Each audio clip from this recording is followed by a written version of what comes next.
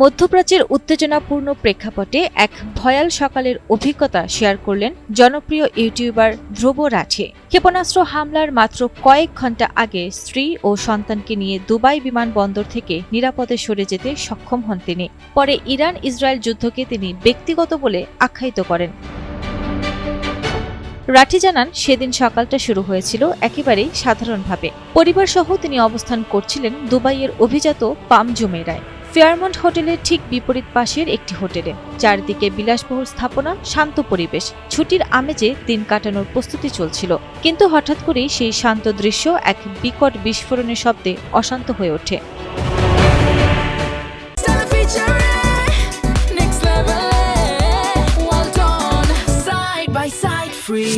চোখের সামনে ধ্রুব রাঠি দেখতে পান ফেয়ারমন্ট হোটেলে ভয়াবহ বিস্ফোরণ ও আগুন। মুহূর্তের মধ্যেই আতঙ্ক ছড়িয়ে পড়ে পুরো এলাকায়। যে স্থান কিছুক্ষণ আগেও ছিল ছুটির স্বর্গ, সেটিই যেন পরিণত হয় সম্ভাব্য হামলার লক্ষ্যবস্তুতে।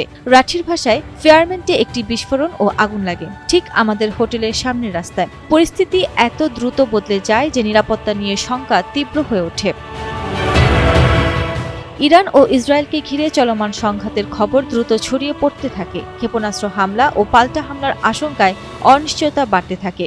পরিবারের নিরাপত্তার কথা চিন্তা করে রাঠি দ্রুত সিদ্ধান্ত নেন। ক্রমবর্ধমান উত্তেজনার মধ্যেই তিনি ও তার পরিবার ভোরের একটি ফ্লাইটে উঠতে সক্ষম হন। বিমানটি কোনো সমস্যা ছাড়াই উড্ডয়ন করে, তবে প্রকৃত ভয়াবহতার উপলব্ধি আসে আকাশে ওঠার পর। যাত্রার 2 থেকে 3 ঘণ্টা পার হতেই এক বিমানবালা যাত্রীদের জানান পূর্ণ মাত্রার ক্ষেপণাস্ত্র হামলা শুরু হয়েছে। তখনই রাঠি বুঝতে পারেন অল্পের জন্যই বড় বিপদ এড়ানো গেছে।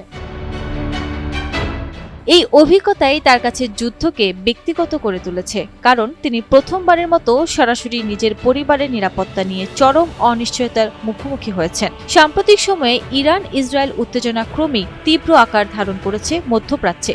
বিভিন্ন স্থানে ক্ষেপণাস্ত্র হামলা ও পাল্টা হামলার খবর পরিস্থিতিকে আরও জটিল করে তুলছে।